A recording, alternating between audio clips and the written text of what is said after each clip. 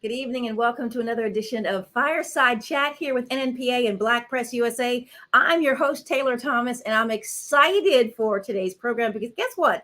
It is a men's takeover of the Fireside Chat with me tonight. We have a lot of things to talk about. I encourage you to reach out to family members and friends. Tell them to join the program. And don't forget, you can post comments, you can ask questions, you can give shout outs, you can give praises. We're hoping by the end of the night that we hear some great comments about fathers and father figures. Here's a great opportunity to celebrate them before the nation celebrates them over the weekend. Now, beginning the program, this name is familiar. It should be to many of our listeners. He's been on before. His name is Kimatni Rawlins. And yet he's not here today to talk about automotive rhythms. He's here tonight to talk about fit fathers and actually their ninth celebration of keeping fathers fit and celebrating fatherhood. Let's welcome him to the program. Kimatni Rawlins, welcome. Hey, Taylor, thanks for having me once again. I appreciate it. Listen, you know what? When I got your flyer about the celebration that you're hosting this weekend, I remember the first one that you did. I can't believe you're at 9 years.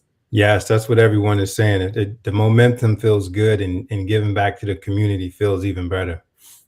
Now, Kimatni, as I said in the beginning, many people know you for decades, really putting out the flyest vehicles and letting us know what's about to hit the market, going to Germany and all other places that are making these vehicles and driving them and telling us about it. But how did what you do for a living turn into this life-changing celebration for men and fatherhood?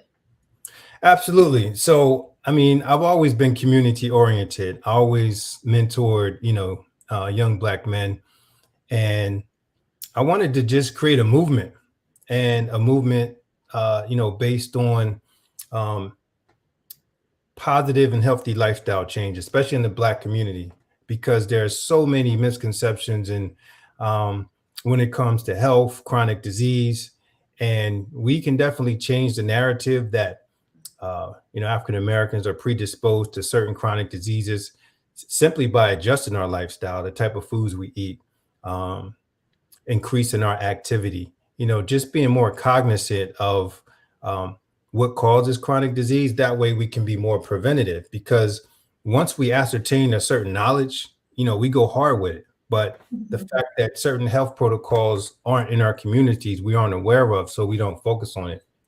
So Fit Fathers Foundation, our goal is to use lifestyle cues to, educate our brothers and their families on positive living. And I use myself as a barometer and letting cats know that you can still be cool and eat greens at the same time or drink smoothies, because there's another misconception about lifestyle changes that, you're weak, you're not as strong, you're not as pompous, but it's just the opposite, man. The energy levels are increased, which helps you with your other endeavors, whether it's business wise or work. Matter of fact, a lot of my business solutions manifest when I'm out running or biking, so I want to give that back to the community, and Fit Father's Day is a celebration of that on Father's Day weekend. Now, when you first did your first one 9 years ago, which I swear it feels like a blink, and this is a flyer showing it, which, by the way, I love that. When you first hosted your first one, what was your area of focus? Were you concerned about diabetes? Were you concerned about anything specifically to kick things off? Yes. So initially, the concern was more fitness focus and obesity. So how can we thwart obesity, especially childhood obesity? So we wanted to make it more fitness focused. So the first annual was a fitness celebration. So we had about 500 people gathered downtown Silver Spring at Veterans Plaza. We had 3 different trainers. We had a DJ. We had vendors. We was giving away about $2,500 in products from like Bose and all of our fitness partners. So everyone was like really excited about it, because one thing about working out is not something you wake up and anticipate, like, yeah, I can't wait to knock out that workout. I'm with you on that. When you create a revolution around it and your friends are there and your colleagues and you're meeting up with people you ain't seen in a while and you're getting a workout and everybody's posting socially, like, it's an amazing thing. So now people are checking for it. And that's what really feels good, because now we done injected that positive attitude and energy towards having an overall healthy lifestyle. So you start off, and I will have to tell you, starting off an event with 500 people, that's a lot of people. So obviously you definitely have some strong support in the community. So it didn't seem like it was hard getting them to come out and exercise and hear about good eating and maybe get a couple of door prizes. So with doing that, you are a 501c3 nonprofit organization, right? Correct. And I see on your flyer, you've got some big names supporting you. Let's talk a little bit about your sponsors. And it looks like you kind of merged a little bit of your automotive rhythm family with Healthy Fit Fathers, right? Absolutely. I mean, the majority of the auto industry is engineered by men. So when I'm out on these events, I look at people's routine and I see that there's a lack of, effort to, maintain that healthy balance. So even when I'm out at events for automotive rhythms, I'm talking about fit fathers, and a lot of these vice presidents and presidents of car companies are sitting down with me at dinner, like just locked in, like, okay, I need to change my life because I'm working too much and I can't get to this and I can't get to that. And I'm like, you can, we have to start putting our fitness endeavors on our calendar, just like a work appointment. And if you miss it, you're going to feel that negative energy, like, damn, and you're going to want to make it up, but you're going to try not to miss it. But far too often we allow other things to take precedence over our health. So what's the point of accumulating all this wealth if you can't enjoy it? If you're like 55 and you have chronic, like you said, type 2 diabetes, which is highly preventable just by nutrition, or heart disease, which is precipitated by cholesterol and saturated fat, which comes from foods that we typically fry, animal-based foods that we put all these other things in it, heavy sauces, and we're not really checking for our caloric intake. We're not aware of that, and we're not burning it all off. So what happens? It builds up and it clogs up your arteries, and the fat, it keeps the insulin from going into the cells, and now we have type 2 diabetes. So my whole goal is to not only be fitness focused, but I want to educate people on the nutrition side too. Like kids, we always told kids to eat fruits and vegetables, but nobody told us why. So now we need to start telling the kids why fiber is important, why,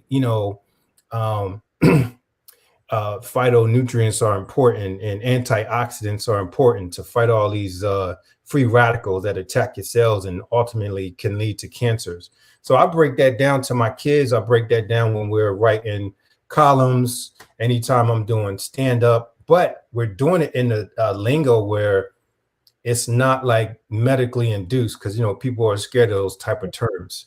So now I'm learning the information just like I do with car technology, but I'm breaking it down to the people in layman's terms so they can understand how these chronic diseases build up over time, 2, 3, 5, 10 years. Because I'll tell you what, if heart disease or strokes happen 5 days after you ate a steak, you probably will be reducing your steak. But the fact that it takes longer, sometimes decades to accumulate, by the time it happens, you don't attribute it to all that steak that you ate years ago. With that being said, Kimatni, right? I know that I've had this discussion, not just with Black men, but people in general. Oh, come on. I mean, we can't cut everything out. What, you want me to have nothing to eat? So how do you combat those people who's like, listen, or the comment that I know that you've heard, we're going to die of something? Yeah. Yeah, we're definitely going to die of something. But my thing is that I want to live life freely, Yes. while I'm living. Like, I don't want to be in a wheelchair at 70 or 80. You go to any other country, well, not any other country, but let's say you go to the Far East, Thailand or Vietnam. The elderly are like 70, 80 and just walking around like what? Every morning they have an outdoor gym where you see hundreds of them working out and doing fitness exercises and playing these fitness games. And to them, that takes precedent first. That's the first thing they knock out. So they're a healthy country. They're not all medicated. They're not on crutches or in wheelchairs.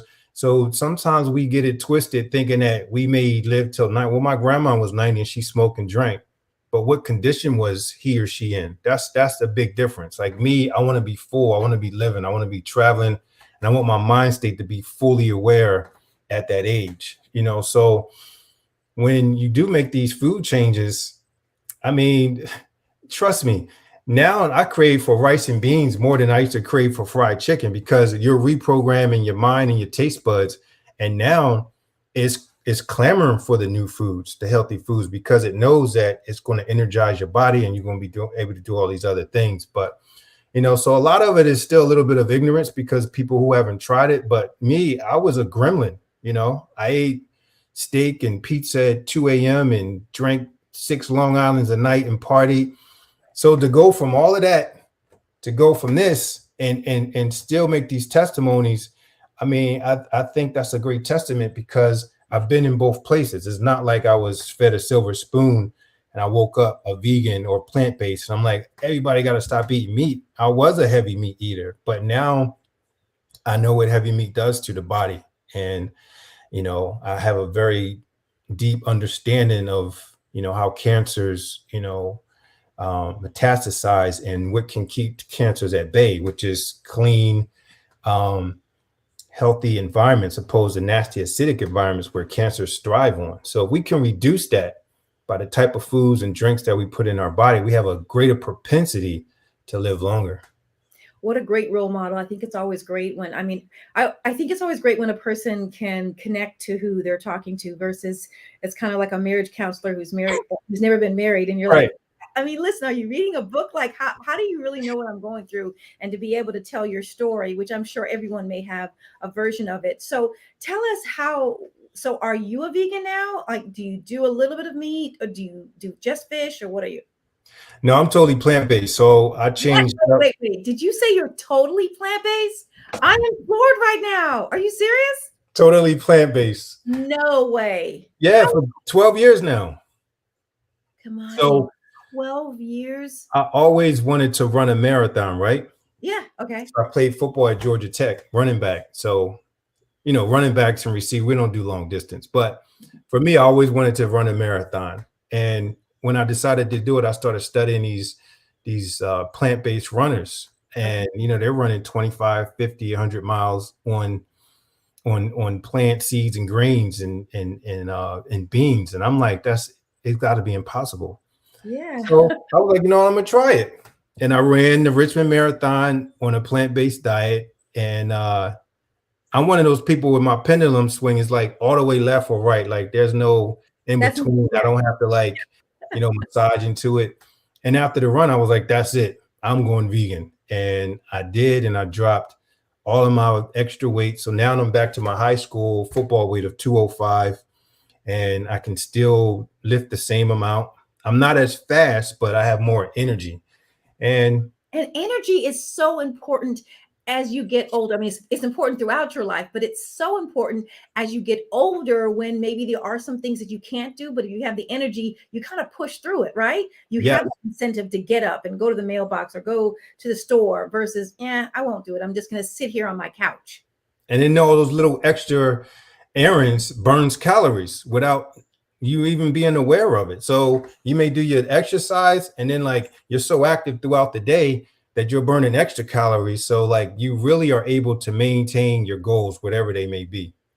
So I know that it's proven after if you do something for 30 days, it becomes a habit. So I've had my own little reorganizing my eating habits, and I did it for a 2-month period. And I'm working out too, getting on that bike.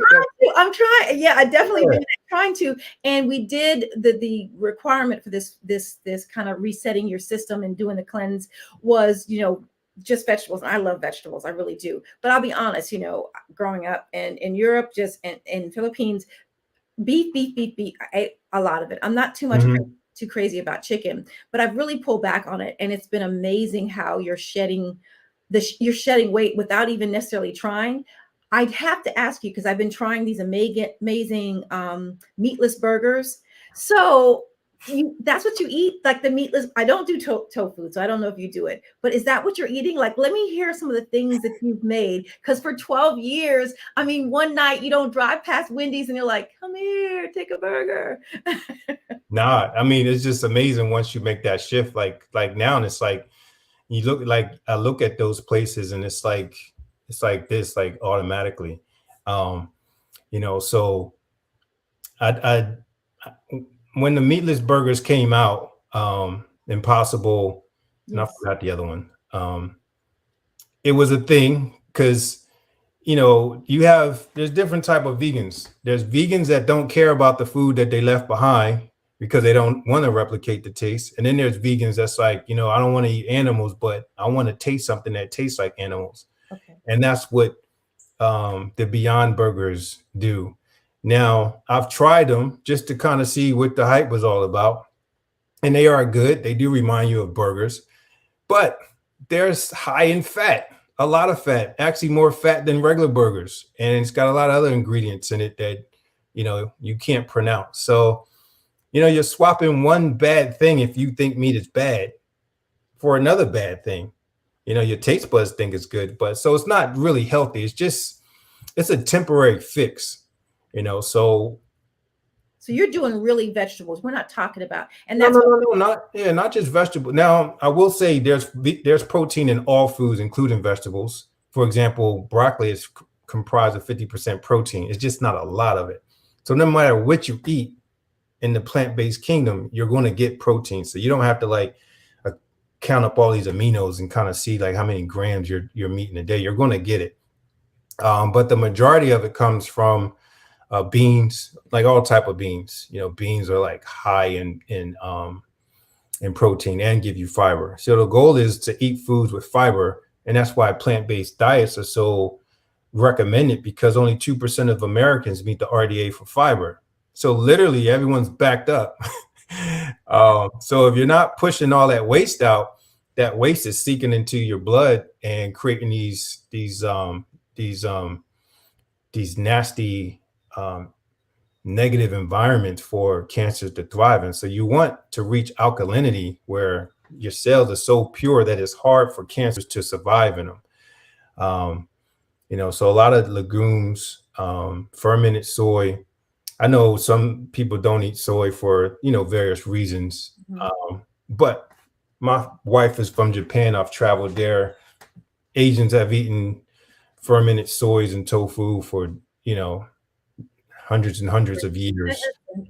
So I don't have a problem with it. The problem is when they turn soy into GMOs and start using it as a binding agent, and the GMO crops that they're feeding the animals, which is making them accelerate and grow quicker than they're supposed to. So now those big chicken legs that do not look like. Yes. So now they're all diseased. They're all diseased up, and now you're intaking that. So that's why I went plant-based. And Fit Fathers, fitfathersday.com on the website, we have an array of different recipes for dads to tap into. We have shopping lists, so you know what to purchase when you're out and about. We try to make the formula simple, because we want fathers to take more of the matriarchal roles in the house, which is food shopping and cooking more. So what are you hearing from fathers that are jumping on? Like, are they wanting more information? Are you helping them? Like, man, I'm not sure if I can do this, because I think it's a little bit difficult depending on where you live in the country. West Coast, specifically California, I think it's a lot easier to find plant-based stores and restaurants and things of that nature. So what are the questions people are asking you, Fit Fathers anyway? Yeah. Some of those questions, those changes come later in their life, in their change, their lifestyle change. Like, they're listening and watching. Like, I have friends like that when I first turned plant-based was like, oh, K can't hang out. He ain't fun no more. He gonna be acting all bougie. But now some of those same people are coming to me like, yo, Doc gave me some bad news, man. I need a little help. What can I do? So we prescribe a plan for them, but only they can come to that actualization point, that inflection point where it's like, this is it. I got to make a change for me and my family. And once they do that, we have all the tools and the resources for them. But they are definitely paying attention. They just don't know how, because like you said, most people don't even know what foods contain um, what Ingredients. macros, whether it's complex carbs, fats, or proteins. And believe it or not, everyone is like, where you get your protein from? But it's the complex carbs that the body is fueled by. Literally, that's the easiest type of food that the body converts to glucose, which we use for our energy. And then if you run out of carbs, complex carbs, not simple carbs, not the crackers and the sugars and everything, the complex carbs are the whole grains and the plants and the fruits. Then when the carbs run out, if you don't have enough in store, then it'll go to fats. And the last thing it wants to convert is your protein. The protein is for building muscle and keeping your tissues intact. So when I hear that where you get your protein from, I'm always laughing at people because, I've done the research. I've taken nutritional courses. I've interviewed plant-based doctors, and I wanted to make sure I understood this lifestyle fully. So I'm not just saying, oh, hey, do this and this will happen. So it does feel good when they do come to us for knowledge and information, and we're able to, write up a plan for that specific individual outside of what content is on the website. What can people expect? Is this also streaming and in person? What can they expect to see or learn or do at the So 90th Father celebration? yes, unlike prior years, this year we are all online just for various reasons. Sure. So we created an on-demand content portal that people can access starting tomorrow morning. And we have an array of fitness sessions with 3 different trainers. We have boxing, we have glutes, and we have full body HIIT. And then we have the healthy recipes, and then we just have articles on how to make drastic lifestyle changes or simple lifestyle changes. And we did that for 2 reasons. One, COVID is still unpredictable, and then 2, many people have been so confined for the last few years that now people are taking those trips. So we've heard from a lot of people that I'm be traveling in June. So we didn't want to have it in person and then not have the attendance that we had prior. So now everything is online. And then for the 10th annual, we'll go full blast once again. Now, the portal opens up, on-demand portal opens tomorrow. How long will it be available to the public? And is it free? It is free. Everything we do is free. Like you said earlier, I do tap into marketing partners because, they have corporations, they have these campaigns or these goals that they set that they have to be in the community, and we're giving them a great platform to rock out with. So GMC, for example, is our main sponsor, and it allows us to create the production that we needed and to make sure the production was top notch and like television viewable. Because the thing about online fitness videos, a lot of people are filming, just with their phones and just, putting stuff up. But we wanted to give everyone like a VIP experience. So everything is grade 1 production. So sponsors allow us to do that and not cheat, the resources that we're going to be giving to the people. So the portal is going to stay up indefinitely once we launch it, because we want people to be able to continually access it. And we're going to also continue to add content to it. June is Men's Health Month. So you want to use this month to reset all your aspirations, whether they were from, New Year's Eve or just, a spring cleanse. June is now in that time. It's like, all right, it's Men's Health Month. I'm going to go to the doctor. I'm going to get my prostate checked out. I'm going to go get a colonoscopy. I'm going to make sure, my blood pressure is where it's supposed to be, because we just don't go and get these exams. So we really don't know what's going on with us. And then we get sick and it may be too late. So I really want to make sure that we're getting, like when you get a physical, doctors usually don't say, let's do some blood work. You got to request the blood work. Request, you do. And we don't know that we got to request it, because we might be scared of what that blood work might come back with. But, my mom's a nurse and we always talking about it. It's funny because she's like, how do you know all these nursing terms?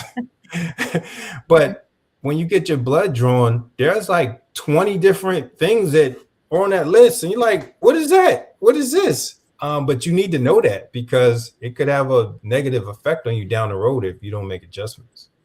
I definitely have to say, Kimatni, that I believe Americans we can be reactive instead of proactive. Not everybody, but I mean, I just mentioned I'm not really doing that much soda. I mean, it's a rarity that I have it, especially, after recently anyway. And I Hmm. go to a store and my daughter, my teenager, was like, yeah, I want a drink. And I went there and I ordered a small drink. When I pulled up to the drive-through, I said, "Oh, I'm sorry. I asked us for a small." They're like, "It is." It was the biggest drink I swear I've ever seen, and it was like $1. So it is really tough, to get. Yeah. It's so quick and easy, and they tell you eating healthy can be more expensive, but it really depends on where you go and how you shop. I do understand that, but if you are fast paced and everyone's been slowed down for the last 2.5 years, it does give you an opportunity to reset. Is that what you're hoping, that people, when they connect with this ninth annual Fit Father celebration, they can reconnect, rejuvenate? It is Men's Health Month, of just really start looking at their health before they're diagnosed with something serious. Yes, absolutely. Because it may be cheaper now, to get what you need, but you're gonna Mhm. pay for it down the road, whether it's in medical bills, doctor visits, like it's gonna come out. So, why not invest in your health today? By eating organic, fresh foods. I mean, if you have the means. Now, I do know that there are communities like in the inner city, and I come from Camden, New Jersey, so I know what it's like to try to eat healthy in that city. Um, but you just got to put more intention into it. And that's all because, once a black man, when he grasps that knowledge, whatever it is, there's no stopping him. So we just need him to shift from some of those other focuses and to his health, because what's the point in having all that knowledge if you don't have the extension in years to keep utilizing it, because too many of us are falling off way too early. I agree. Norman, while we're talking, as we close this out, I want to put up the flyer again and a couple of other pictures. And if you would, Kamatni, would you also tell people where they can go to get more information? And again, the site, the on demand, opens tomorrow and it's going to stay open indefinitely. Yeah, so the main site is fitfathersday.com. And there you're going to find workouts from Mike Bance, Sophia Rodriguez, and Coach T.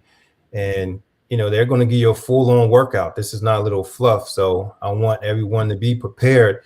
And you can tap into it as often as you want. You can do workouts all through the weekend and keep it up. And then after that, tap into some recipes. And instead of overindulging at brunch, why not cook a nice, healthy, strong, powerful meal that's going to give you that black strength that you need. And I want to give you a second to shout out your sponsors. I think it's so important for us to acknowledge organizations that support things that are happening in our communities specifically. Absolutely. So GMC is one of our partners. They make impressive trucks, from the Yukon to the Sierra pickup. And then we have Bose. They're always tapping in with, the latest in-ear phones for running. They're sweat proof. They don't come out the ear. Like I've been rocking Bose before they even became a partner. So like I'm high on them. And then it is Father's Day and we love driving. So, Turtle Wax is our other partner. So they send us a bunch of car cleaning kits that we give away through online prizes to keep those rides nice and clean. I love it. Kimatni Rawlins, Fit Father's ninth anniversary, celebrating it this weekend. And Kimatni, happy Father's Day, Thank pre-Father's you. Day. Thank you, I Taylor. really appreciate it. And I can't wait to hear and see what you're going to do for the 10th anniversary. Yes, we may need you to host it. Hey, I'm going to be there. And listen, I'll bring my dad. He's Yes. active. So I know dad's watching right now. Hey, daddy. But yeah, watching right now. We would Absolutely. love to do that. Kamatni, let's keep in touch. And I wish you lots of success over the weekend as you kick off your ninth anniversary of your Fit Fathers campaign. All right. Thank you. Take care of everyone. All right, so it's a men's takeover this week and today for NNPA's Fireside Chat. I'm your host, Taylor Thomas. I can't thank you enough for joining me. And so this weekend, the U.S., we're celebrating Father's Day. And I figured today we will do a men's takeover. We're going to talk about men's issues. We're going to talk about the great fathers and male figures that we have in our backyard, despite what some media may have and say about Black fathers. We know that they are present present, and we know that they have been in the lives and been active in our communities. At this point, I'd like to introduce you to three men that are just doing that. We have Pastor Keith Butler. He's the father of two boys. We have Reverend Robert Screen. He has a daughter and a son, and I believe he said, six grandkids?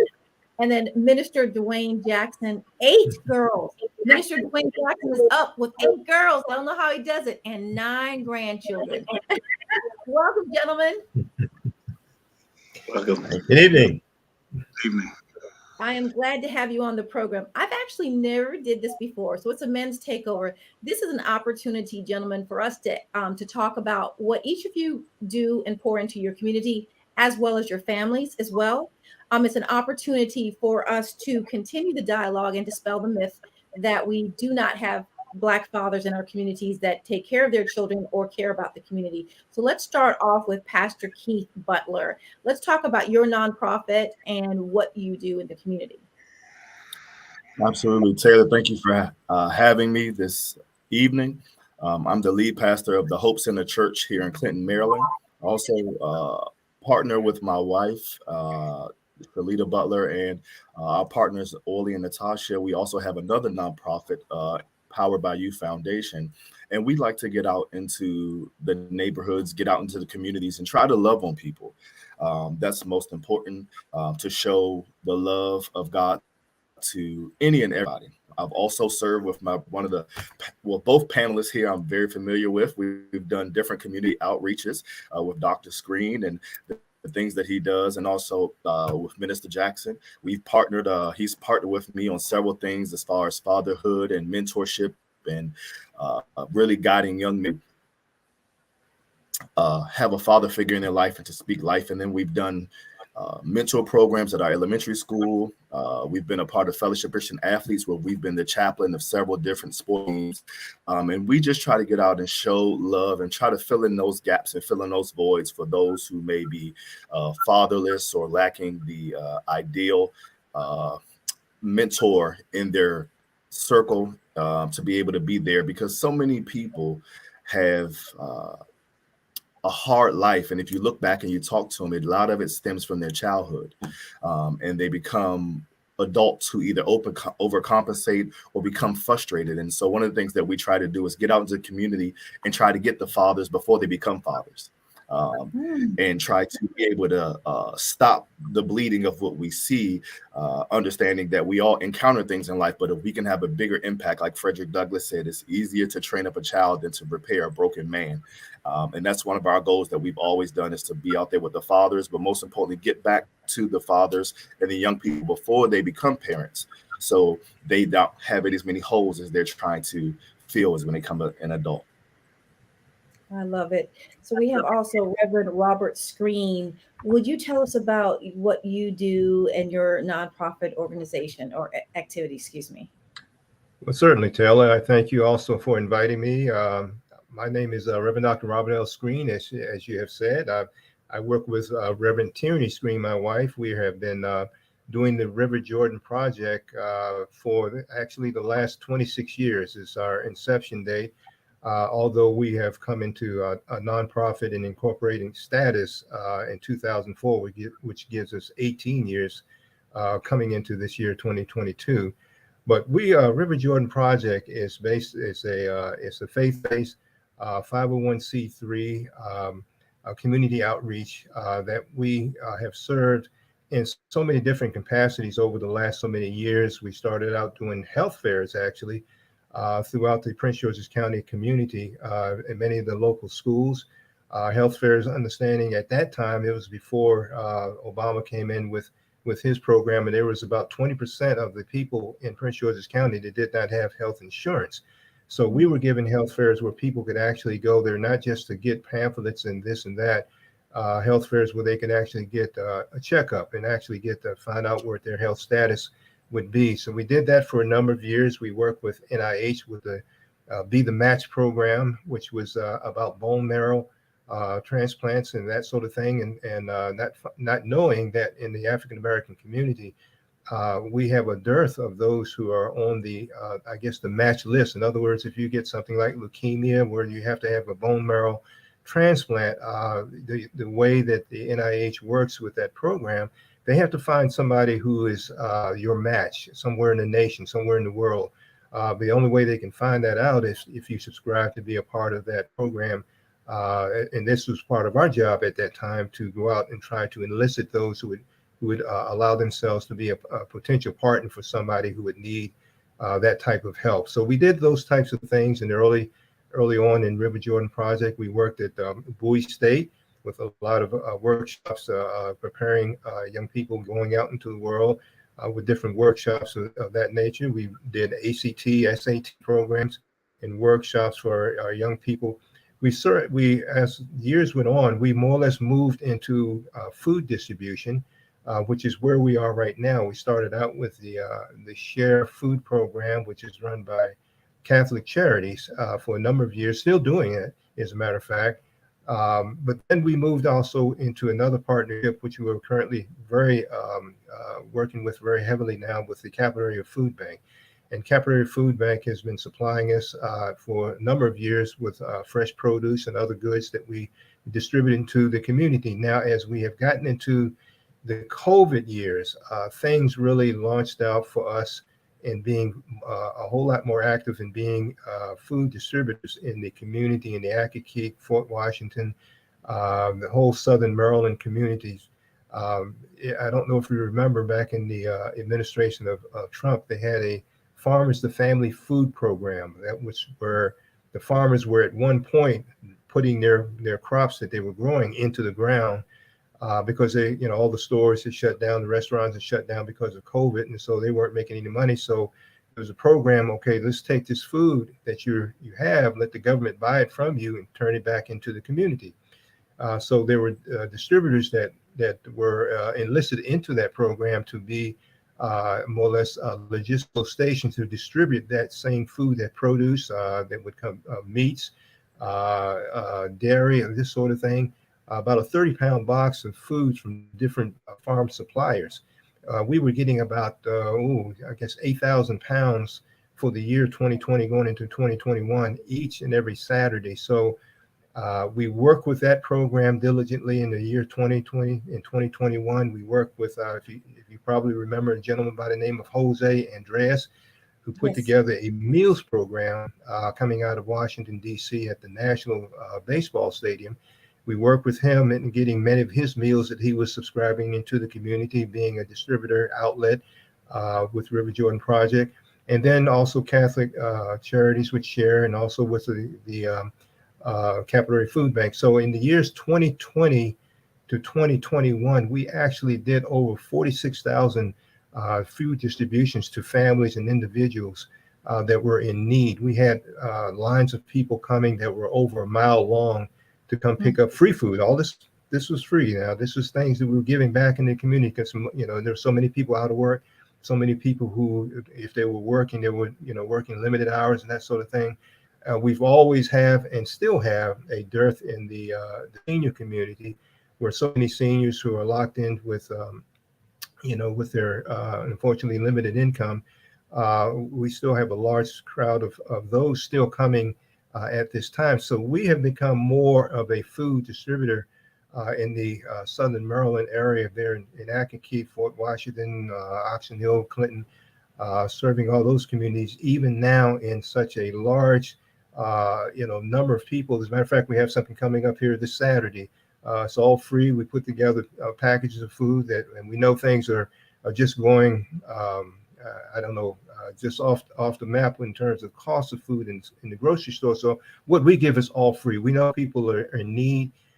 Things are going up too high for people on limited income. So we do the best we can to get the food out into the community by distributors, and having our volunteers and members to just be service to the community where there is need. So we have been blessed to have some very good members, volunteers who work very diligently, very passionately, as well as my wife and I, to make this happen. So this is going on, as I say, the last 18 years we've been working as a nonprofit in this kind of capacity. And I know as we go in this current time, There's such more of a need in our current situation with the cost of food being so high, cost of gas being so high. The expectations are that for this coming, well, as we get deeper into the summer, things will just get even worse in terms of cost of food and that sort of thing. So we take our walk, our calling very seriously. When Jesus in Luke 9, he gave when he was feeding the 5,000, there was a part in there where they only had 5 loaves and 2 fishes. And one of his disciples said, what can we do for so many people here with only this limited amount of food for 5,000 people? Well, Jesus said, you give them something to eat. In other words, what Jesus was implying, I will take care of the miracle of supply. You just be ready to distribute and give yourself over to that service need. And so we take that particular scripture verse and the meaning behind that and being servants to the community very seriously. That's what we work off. That's our passion. That becomes our platform, that we're able to use the supplies of others and get it into the hands of those in need. So we take that very seriously. We've been doing this for quite a while. We kind of have an infrastructure that we can work pretty good to get people in and out to get their food very quickly. So we're very blessed to be able to be, as I like to think, an agent of the Lord in this time of need. So that is beautiful. That's the kind of our story in a currency that we and I love today. the passion that you have with that. Minister Jackson, I know that you are connected to the community too, and then I want to open up and ask you some questions for all of you that I want to ask you. But Minister Dwayne Jackson, will you tell us a little bit about your nonprofit and the activists that you are in the community as far as activities? Absolutely. Thank you for having me, Taylor. I appreciate the opportunity. The organization that my wife and I, we launched, registered in the state of Maryland in March of 2019. It's called CANT Empowerment Center. And the CANT stands for Cancel All Negative Thoughts. It's a mentorship and empowerment organization. COVID hit, so we haven't been able to get off the ground yet, haven't had to launch yet, but it's coming soon. And it's a mentorship program that we're connecting with Prince George's County and the school systems. I volunteered for the Department of Juvenile Services in a diversion program for 7 years, and but they needed more. And when the kids finished with the program, there was no follow-on. So we have now a follow-on with CANT, and our motto is "I can because I can't." And you can take that, and people look at it, that's an oxymoron. I know.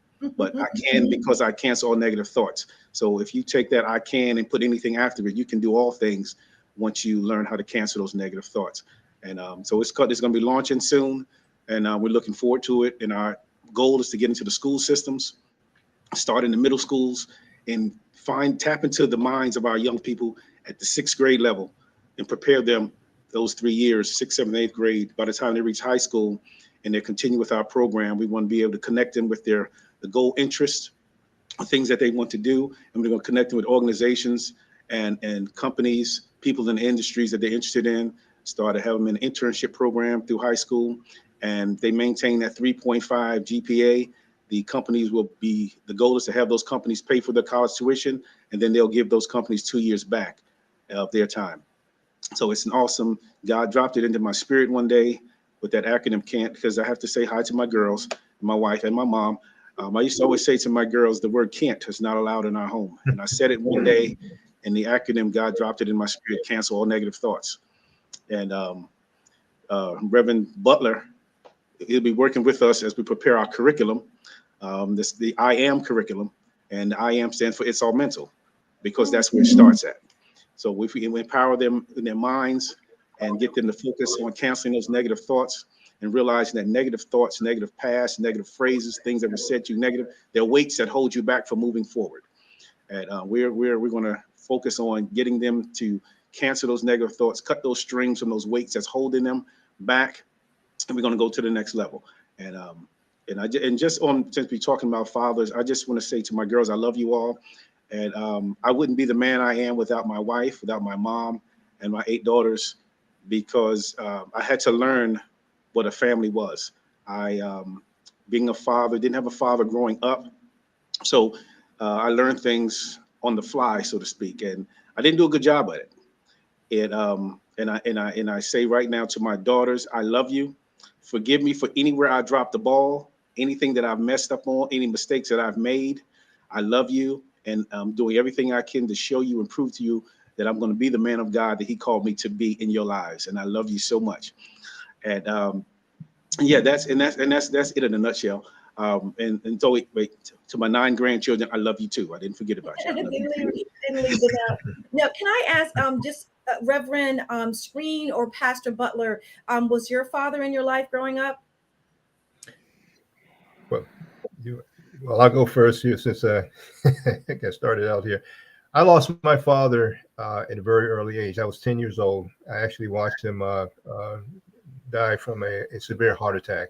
This was something that actually he had gone to get a full checkup the week before this happened, and completely something unexpected. So from 10 years old forward, I was without a father, but I believe our Heavenly Father has taught me in his own way. He put men in my path that gave me inspiration and motivation and direction and guidance. Believe me, I grew up in Northwest Washington, D.C. There's nothing in the streets that I haven't seen, or at either far or close range.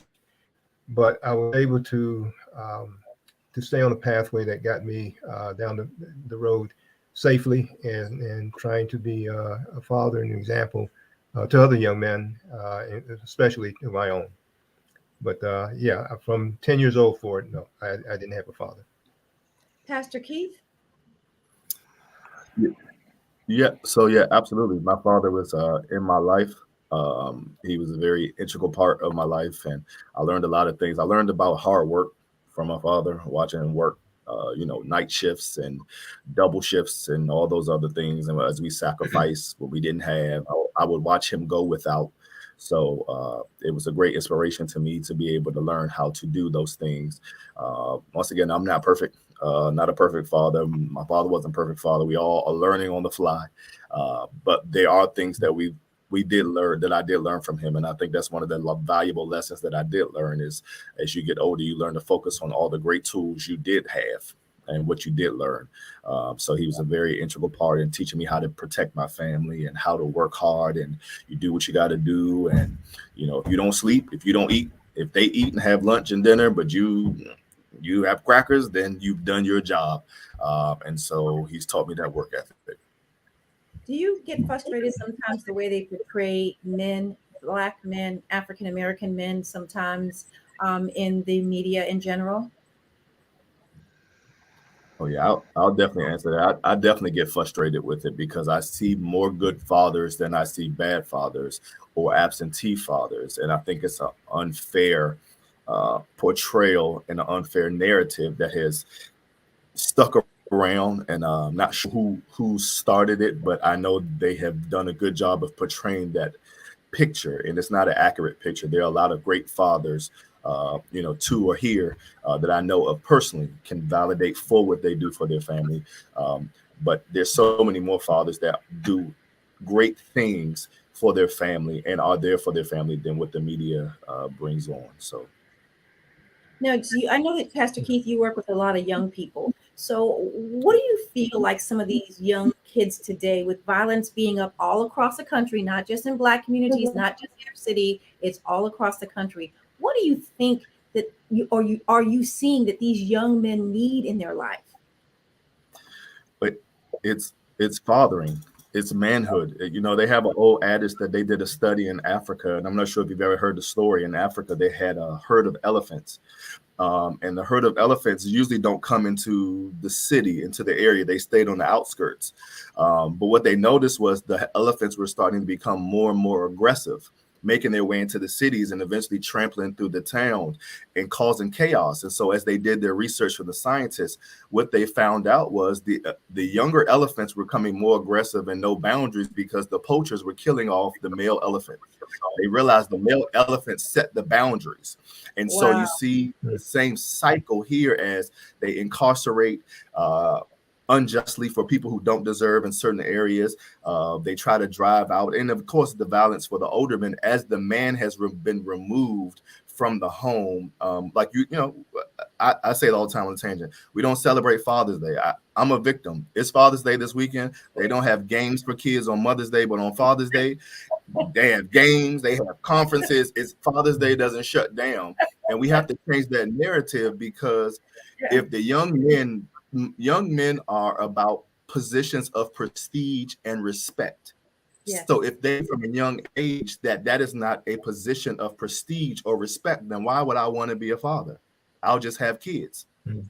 And so we have to get back to the point where we elevate that position and change the narrative, Right. so they clearly see that fatherhood is one of the pinnacle things that you can achieve as a man, and how much covering you give to your family. So as the men are restored to their family and their community, I think you'll see the curb in violence.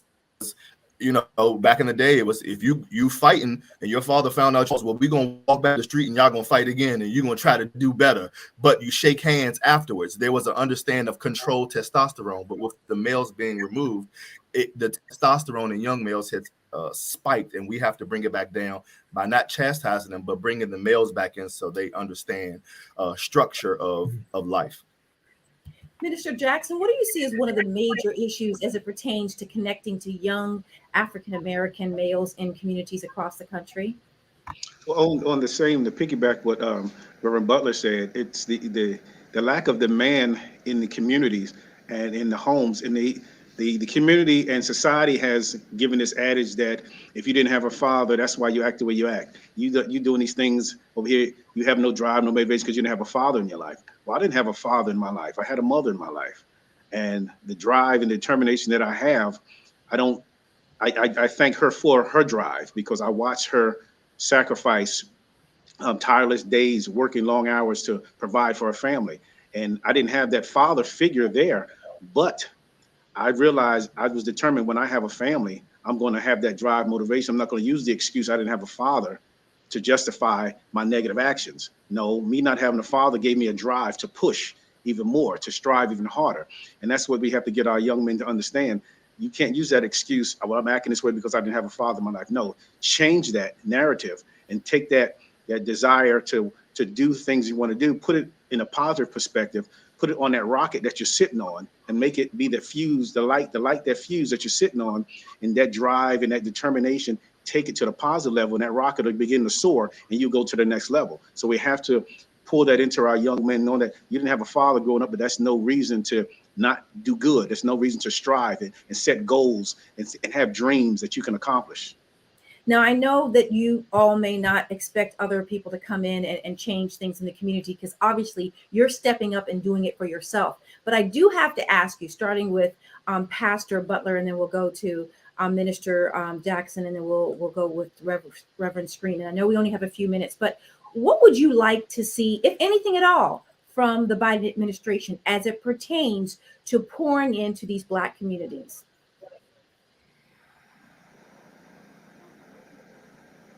You're on mute. There you go. That might help if I take that off mute.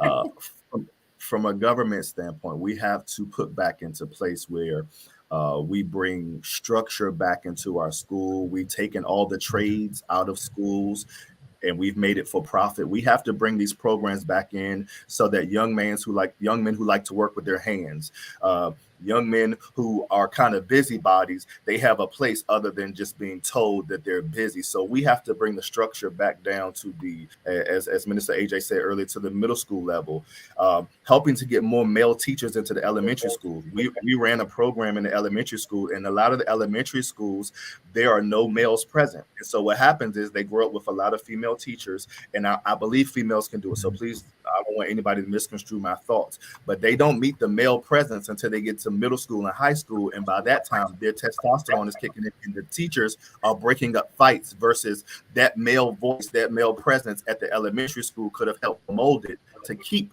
the testosterone down. So helping an initiative to bring more males to the elementary school level to have an earlier impact on them before we're playing the retroactive game, and now we're trying to stop them from all the things they're getting into when we could have done it proactively before and had a positive influence at an earlier age. So that's something I think we can definitely do.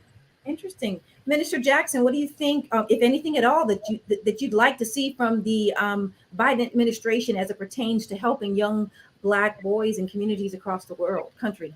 Funding. we need more funding for these programs. And like Reverend Butler saying, in the school systems, you'll have a certain amount of schools that have tech programs. Mm.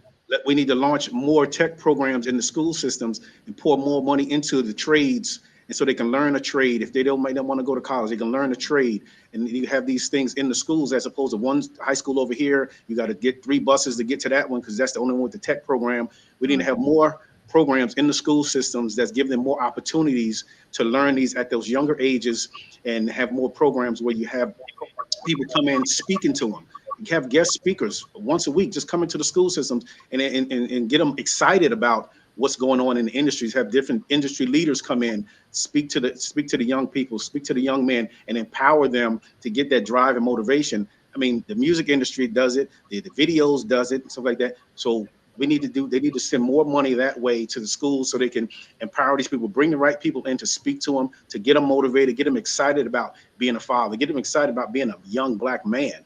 And so we can change that narrative that you're just good for nothing. You can end up in jail, end up dead, doing drugs. We got to change that narrative. And, we need help to do it. We can't do it alone.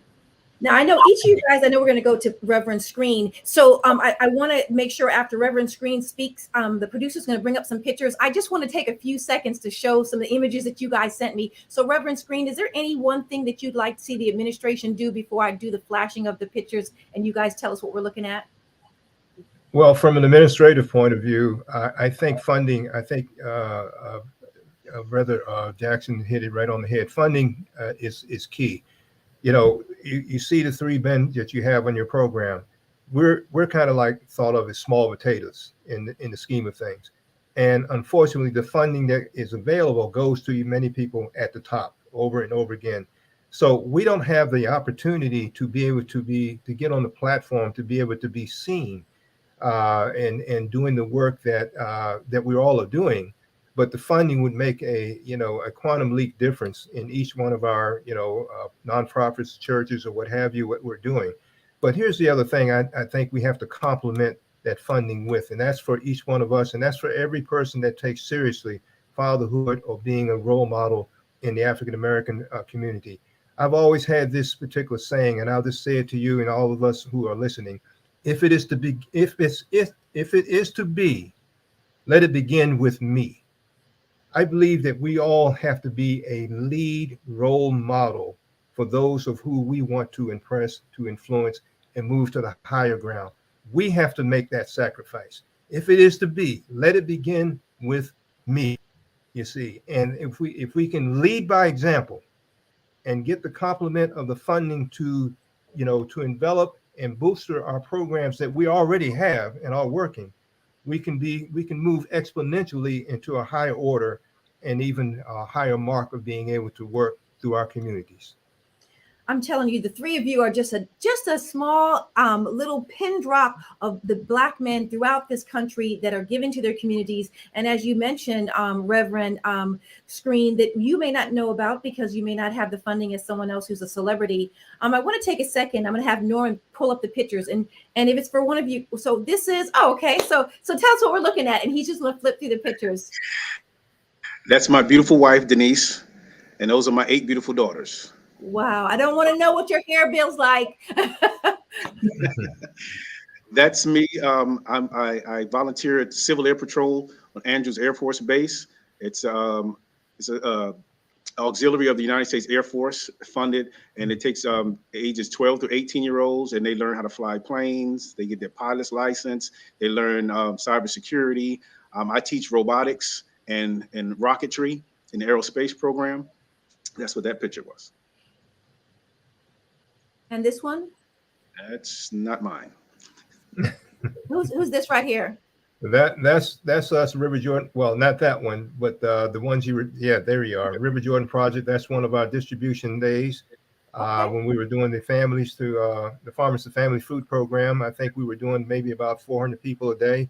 So wow. that was yes, that's one of the activities. That's another day. We're doing the same thing. As people drive by the back of our facility, we would put the boxes, as you see one person carrying, put it in the back, either in their back seat or put it in their trunk, send them on their way and wait for the next one to come through. That's me again with the Civil Air Patrol. We're taking them on a a flight from Andrews Air Force Base on one of the presidential C-40 planes. So we did a round robin, took them to the air. So they got to check out the VIP status of these planes, and we flew to New Jersey and turned around and brought them back, and they had an awesome time. Yes. Oh my goodness. Oh, who was that? Hey, who did that? Where did that from? And I'm also a United States Air Force veteran of 10 years. And I spent all 10 years overseas, my wife and I, Okinawa, Japan, 3 years, in Germany for 7 years. And I'm also a master electrician. I like the twinkles. That was good. I like the twinkles. And I think we have a couple more. So who is this right here? So this is actually, you see Minister Ajaye with myself. We took a lot of young men camping down Solomon's Island. Just a lot of kids who grow up in these urban areas and inner cities have never spent the night outside. And so teaching them how to camp and letting them do activities just to have a different experience to try to change the culture of what they're used to. So that was us at one of our weekends. And some of the guys that we took with us, and we taught them how to fish. We taught them different techniques just to expand their horizons. And this group here. Yep, same picture. Yep, that group was, we took them to fish. You gotta fish. You've got to learn how to fish. Yep, we took the young people up to a camp up in Pennsylvania, had a great time with them, had great conversation. It's important to get young people out of their environment because they'll share things with you that they normally won't share in a traditional building. And they had a lot of intimate conversations. Some, we can't reveal everything, but it was life-changing for some kids. Some kids were really battling depression, and we were able to help by changing that environment for them. And I have to say this, gentlemen, and I thank you for showing these pictures. I think it's so funny and interesting, Pastor Keith, that you talked about that, because growing up in a military family, I think I told Reverend Screen and Minister Jackson, my father was in the Air Force. Happy Father's Day to you, Dad. You're the most amazing man I know in my life. You're incredible. But just living outside of the 4 walls or the 10 streets in your block, until you see the world, you don't really know what wealth is. I mean, going to Dubai, living in the Philippines, living in England, going to Guyana, you don't know what wealth is.